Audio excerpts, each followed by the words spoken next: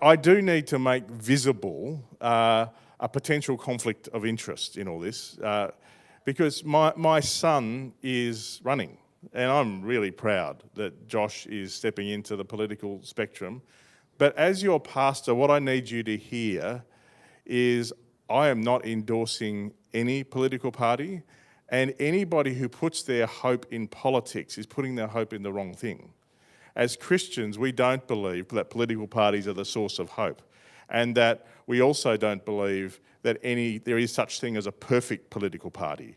What we would encourage you to do is pray and do your best to get informed and work out what issues for you are the ones that you think are closest to God's heart at the moment. And I'd encourage you to get to these candidate forums and ask. One of the things I do believe, I think we need Christians in politics, in the complexity of politics, and it is complex. All kinds of forces are trying to shape people's opinions, and all kinds of forces are trying to shape people's opinions about issues that matter. And there are people with money. Personally, this is a personal thing. One of the things, I was proud of the Tasmanian government last year for announcing a review of poker machines and putting in a new card system for poker machines.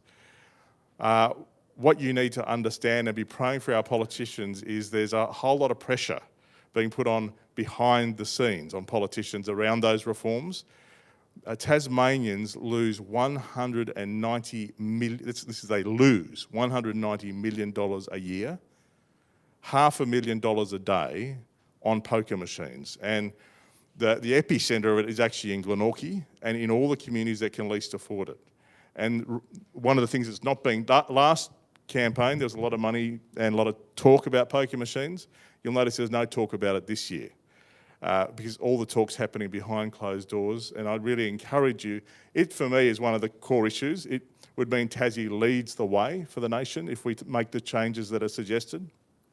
But there's a bunch of other issues that matter, and I really encourage you to get yourself informed and it's a real privilege to be able to vote for our leaders, and please do not in any way hear me as endorsing any political party or thinking that politics is the source of hope. Jesus is the source of hope, but we do need to pray for our political leaders and pray particularly for those Christians who are standing for this election.